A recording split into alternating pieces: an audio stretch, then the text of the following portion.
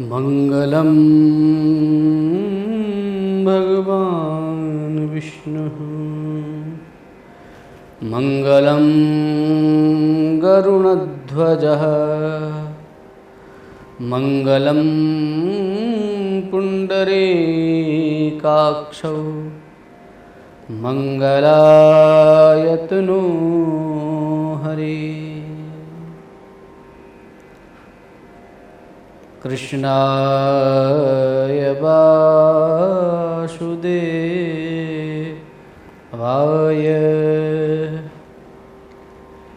देवकी नंदनाय च नंदगोपकुमाराय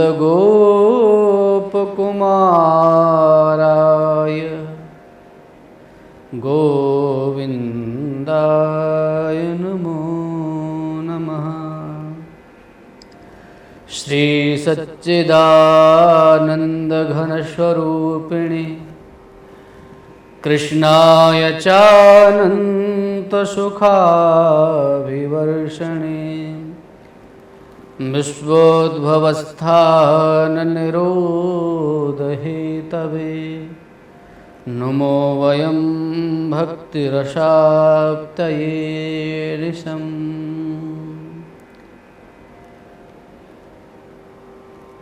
कालिंदी कुललीलाय लोलकुण्डलधारिणे वृषभध्वजबन्धाय पार्थसारथये नमः। पार्थसारथये नमः। पार्थसारथये नमः। परमाराध्य परमपिता पूर्ण ब्रह्म परमेश्वर जगत नियंता जगदीश्वर सर्वरूप सर्वेश्वर हृदयाराध्य हृदयेश्वर का हृदय में स्मरण करते हुए परम पूज्य प्रातः स्मरणीय ब्रह्मलीन पूज्य पाद पूज्य सद्गुरुदेव भगवान के श्री चरणों में नमन करते हुए जन्माष्टमी के इस पावन पर्व पर अपनी वाणी को पवित्र करने के लिए किंचित भगवान श्री कृष्ण के चरित्र के विषय में चर्चा करने का प्रयास कर रहा हूँ।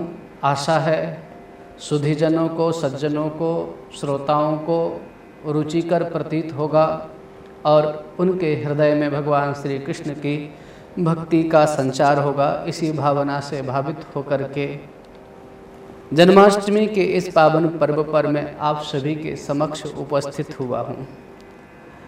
आप सबको यह विदित ही है कि सनातन धर्म में ही अवतार को स्वीकार किया गया है। अन्य धर्मों में अवतार को स्वीकार नहीं किया गया, अवतार नहीं माना जाता है।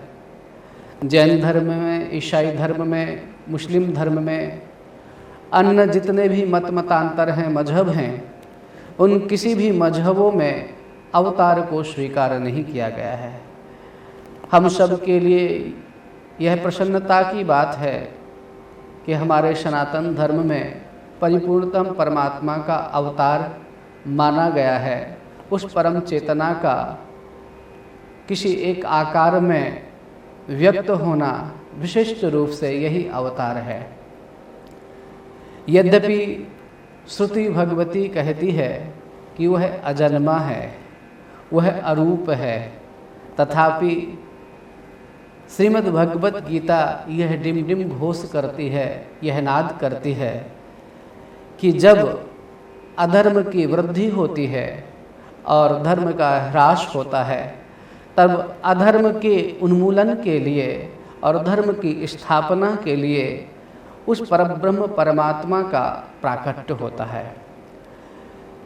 यदा यदा हि धर्मस्य ग्लानिर्भवति भारत अभ्युत्थानमधर्मस्य तदात्मानं सृजाम्यहम्। श्रीमद् भगवत में भगवान श्री कृष्ण, श्रीमद् भगवत गीता में भगवान श्री कृष्ण कहते हैं, जब धर्म की हानि होती है और अधर्म की वृद्धि होती है तब मेरा प्राकट्य होता है। इसी श्लोक का अनुवाद करते हुए गोस्वामी तुलसीदास जी महाराज ने रामचरितमानस में यह गाया है, जब जब हो ये धर्म की हानि, वाणहि असुर अधम अभिमानी, तब तब धरि प्रभु विविध शरीरा, हरहि कृपा निधि सज्जन पीरा। साधुओं की रक्षा के लिए भगवान का प्राकट्य होता है, और जो प्राकट्य होता है उसमें एक प्रश्न जनमानस के मन में उदित होता है कि जो परमात्मा सर्वसमर्थ है, जिसके भ्रकुटी विलास से प्रकृति में प्रलय हो सकता है, क्या सच में उसको किसी का उद्धार करने के लिए, किसी को मारने के लिए जन्म लेने की आवश्यकता है? और ये प्रश्न सार्थक है, बुनियादी प्रश्न है, निरर्थक प्रश्न नहीं है, तर्क युक्त है, सच है। जिस परमात्मा को हम कहते हैं कि वो कर्तुम अकर्तुम अन्यथा कर्तुम समर्थ है, जिस परमात्मा को हम कहते हैं कि उसकी भ्रकुटी विलास से त्रिलोकी में प्रलय हो सकता है, उसी परमात्मा को किसी को मारने के लिए, कुछ करने के लिए खुद आना पड़े, ये बात थोड़ी सी मन में संशय उत्पन्न करती है, शंका उत्पन्न करती है। इसी शंका का समाधान करने के लिए मैं श्रीमद् भागवत के 10वें स्कंद में जो वेद व्यास जी महाराज ने भगवान के अवतार का एक मुख्य प्रयोजन बताया है, उसको आपके सामने रख रहा हूं। भगवान किसी को मारने के लिए अवतार लेते हैं, किसी का उद्धार करने के लिए अवतार लेते हैं, ये गौण है। भगवान के अवतार का मुख्य उद्देश्य क्या है, उसको प्रकाशित करते हुए वेद व्यास जी महाराज एक बहुत ही सुंदर बात कहते हैं। वह कहते हैं, अनुग्रहाय भक्तानाम मानुषिम देहमाश्रिता। भक्तों पर अनुग्रह करने के लिए मानुषिम देहमाश्रिता। भगवान का जो अवतार है वो केवल खल दहन के लिए नहीं है, केवल दुष्टों के दलन के लिए नहीं है, प्रत्युत दुष्टों का दलन तो गौण है, मुख्य रूप से भगवान के अवतार का प्रयोजन है। कुरुते तादृशी लीला या श्रुत्वा तत्परो भवेत्। भगवान अवतार लेकर के ऐसी लीला करते हैं, मानवीय लीला, सामान्य लोगों जैसी लीला। और सामान्य व्यक्तियों की आदत क्या होती है, उनकी प्रकृति क्या होती है, उनका स्वभाव क्या होता है कि उनके जैसी कोई चीज दिखे, उनके जैसा कुछ दिखे तो उसकी ओर आकर्षित स्वाभाविक हो जाते हैं। इसी तरह से भगवान ने विचार किया कि जीवात्मा का अगर उद्धार करना है तो उसके उद्धार के लिए उन परम कृपालु परमात्मा ने उसके जैसा ही स्वरूप बना लिया। वो चतुर्भुज से द्विभुज हो गए, वो सामान्य पुरुषों के जैसे दिखाई देने लगे, और फिर सामान्य जो मनुष्य जैसी चेष्टाएं करता है, और जैसे सामान्य बालक जिस प्रकार से चपलता चंचलता से युक्त होता है, तो जब वो प्रकट होकर के आए तो इतनी चपलता, इतनी चंचलता कि यशोदा मैया को क्षण भर के लिए भी यह एहसास नहीं हुआ कि मेरा पुत्र ब्रह्म है या परमात्मा है। वो जैसे सामान्य माताएं अपने पुत्र का लालन पालन करती हैं, पोषण करती हैं, और उनको निरा बालक समझती हैं, भोला समझती हैं कि ये कुछ जानता समझता नहीं है, इसी प्रकार से यशोदा मैया ने भी उनको ब्रह्म नहीं समझा, उनको परमात्मा नहीं समझा, उनको सामान्य बालक समझ करके उनका लालन पोषण किया, उनको एक आत्मीय बालक को समझ करके। इसी तरह से जो भी भगवान की उस लीला को देखते हैं वो उनको सामान्य पुरुष समझ करके उनकी लीला की ओर आसक्त हो जाते हैं। पर नियम क्या है, सिद्धांत क्या है? शास्त्र कहते हैं कि आप आग को जान करके छुओ या अनजाने में छुओ, आग जलाएगी। विष को आप जान करके पियो, अनजाने में पियो, विष मारेगा। इसी तरह से भगवान को सामान्य मान करके, अति सामान्य मान करके आप कैसे भी भजो, उनकी लीला का उनका स्मरण करोगे तो निश्चित रूप से संसार सागर से तरोगे। जैसे विष को पीने वाला मरेगा, अग्नि को छूने वाला जलेगा, उसी प्रकार से भगवान की इन दिव्य लीलाओं का चिंतन करने वाला पापों से विमुक्त होगा, संसार सागर से तरेगा। तो सामान्य जो लोग हैं, जिनका भजन में, ध्यान में, धारणा समाधि तक जो नहीं पहुंच पाते हैं, जो ज्ञान के द्वारा उस उत्तुंग शिखर तक, अहम ब्रह्मास्मि के बोध तक नहीं पहुंच पाते हैं, उन सामान्य लोगों को अपने को सुगम करने के लिए भगवान ने अनुग्रह पूर्वक अवतार लिया, अपने भक्तों पर अनुग्रह करने के लिए, कृपा करने के लिए, जिससे भक्त सहज ही परमात्मा के नाम रूप गुण लीला का आश्रय लेकर के इस संसार सागर से पार हो जाएं। तो भगवान के अवतार का प्रिय प्रभु प्रेमियों उद्देश्य केवल दुष्ट दलन नहीं, अपितु अपने भक्तों को अपनी ओर आकर्षित करना है। अब एक बात और हमारे मन में उठ सकती है कि भगवान का जो अवतार है, इस अवतार में कुछ लोगों की अलग अलग धारणा है कि भगवान श्री कृष्ण अवतार हैं कि नहीं, वो सच में भगवान के अवतार हैं, इसको कैसे माने। तो इसके लिए भी श्रीमद् भागवत के द्वितीय अध्याय में, जहाँ पर क्षमा करें तृतीय अध्याय में, जहाँ अवतार क्रमों का वर्णन किया गया है। अवतारों के यद्यपि अलग अलग भेद हैं, अंशावतार, कलावतार, अर्चावतार, अंशावतार, इस तरह से अवतार के अनेक भेद हैं और उन अवतारों में अनेक बार परमात्मा ने अनेक आकृतियों को स्वीकार करके वो कच्छप के रूप में आ गए, बाराह के रूप में आ गए, नृसिंह के रूप में आ गए, और सब रूपों में आकर के मेरा हृदय तो यही कहता है कि इन अनेक रूपों में परमात्मा का आना यह संकेत करता है कि संसार में जितने भी रूप हैं वो सब उसी के रूप हैं। तथापि भगवान जब श्री कृष्ण के रूप में आए, तब यह अवतार जो है वो श्रीमद् भागवत के अनुसार इसको पूर्ण अवतार कहा गया। अवतार क्रम का वर्णन करते हुए वेदव्यास जी महाराज एक बात कहते हैं, एते चांस कला पुंसाम कृष्णस्तु भगवान स्वयं। ये जितने भी अवतार हैं ये सब के सब, कोई अंशावतार है, कोई कला अवतार है, कोई अर्चावतार है, लेकिन भगवान श्री कृष्ण का जो अवतार है वो परिपूर्णतम अवतार है, 16 कलाओं से युक्त है। इसलिए भगवान श्री कृष्ण के चरित्र में जो माधुर्य झलकता है और जो माधुर्य छलकता है वो कहीं और नहीं है। भगवान श्री कृष्ण में जो ज्ञान की गंभीरता दिखाई देती है वो अन्यत्र कहीं नहीं दिखाई देती है। भगवान श्री कृष्ण में जो प्रेम की पराकाष्ठा है वो अन्यत्र नहीं दिखाई देती है, और भगवान श्री कृष्ण में जो आत्मीय जनों के प्रति अत्यधिक अनुराग है वह भी कहीं नहीं दिखाई देता है।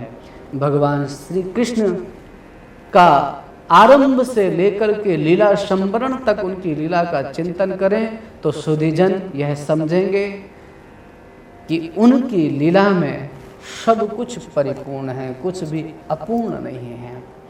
वो परिपूर्णतम अवतार हैं। ऐसे परिपूर्णतम परमात्मा के अवतार के प्राकट्य दिवस पर जो प्राकट्य हुआ उसका, तो थोड़ा सा फिर एक बार मन वहां जा रहा है। जब भगवान श्री कृष्ण का प्राकट्य हुआ है और उस प्राकट्य के समय का जो वेदव्यास जी ने श्रीमद् भागवत में वर्णन किया है, एक बार जरूर आप उसको पढ़ें। भगवान सुखदेव परीक्षित को कथा सुनाते हुए कहते हैं, अथ सर्व गुणोपेतः कालः परम शोभना।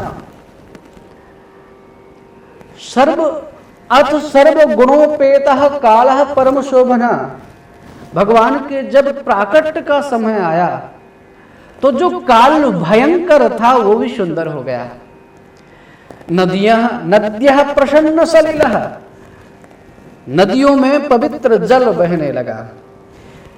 जगह जगह तालाबों में सुंदर कमल खिल गए, सुंदर सुगंधित वातावरण हो गया, और बादल जाकर के समुद्र के पास गर्जना करने लगे। जगरजू रन सागरम। किसी ने कहा भैया प्राकट्य तो उनका मथुरा में हो रहा है और ये सागर के पास जाकर के गर्जना बादल क्यों कर रहे हैं?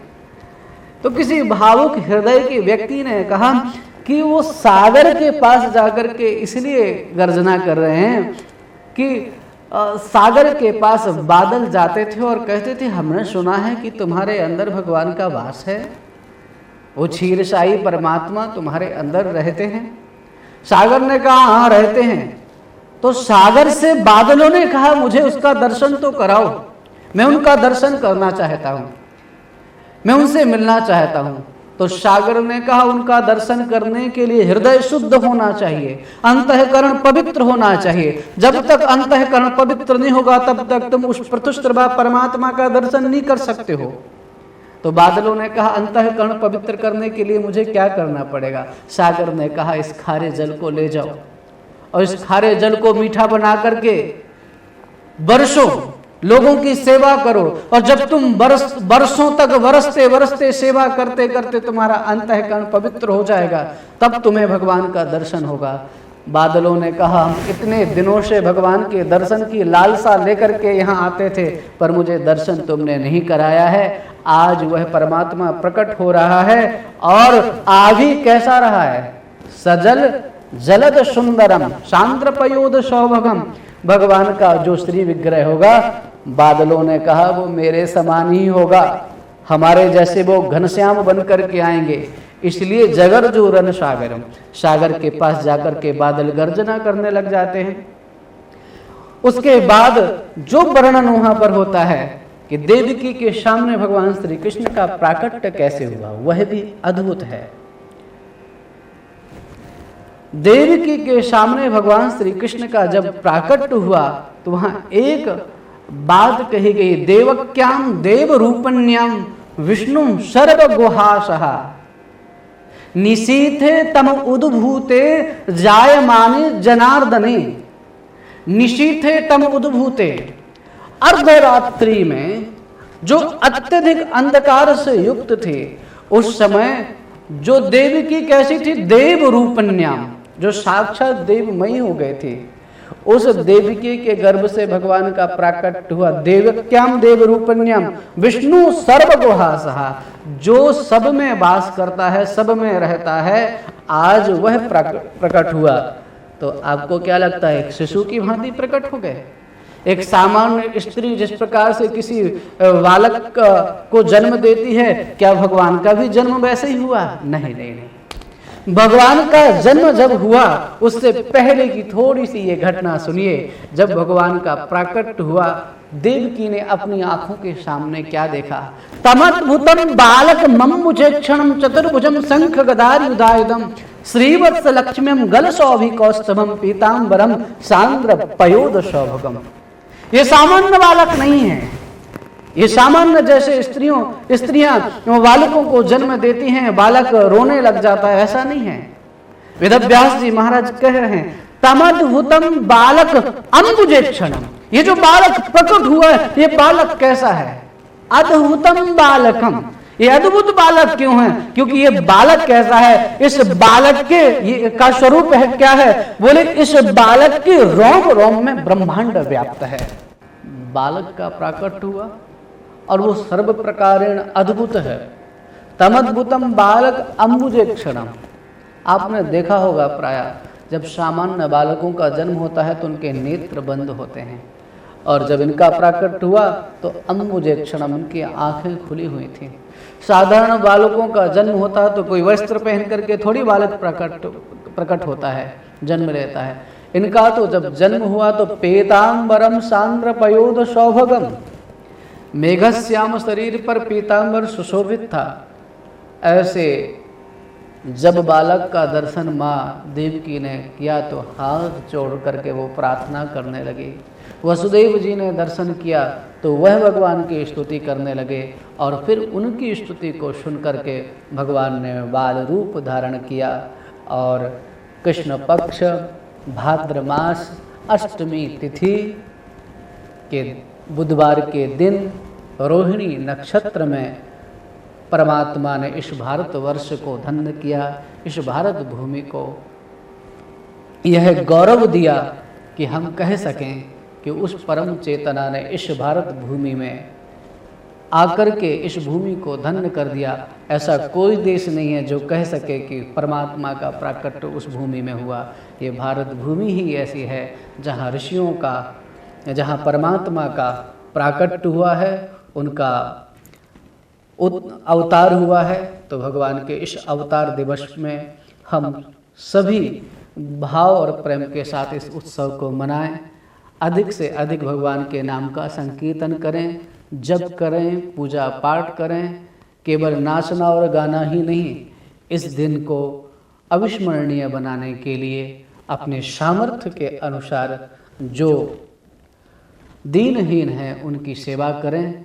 और मुझे तो लगता है कि जो शोषित वर्ग के लोग हैं उनकी सेवा करके भी आप श्री ठाकुर जी के उत्सव को सार्थक कर सकते हैं, आनंदमय बना सकते हैं। पुनः आप सभी को जन्माष्टमी की बहुत बहुत शुभकामनाएं। आप स्वस्थ रहें, प्रसन्न रहें, आनंद में रहें।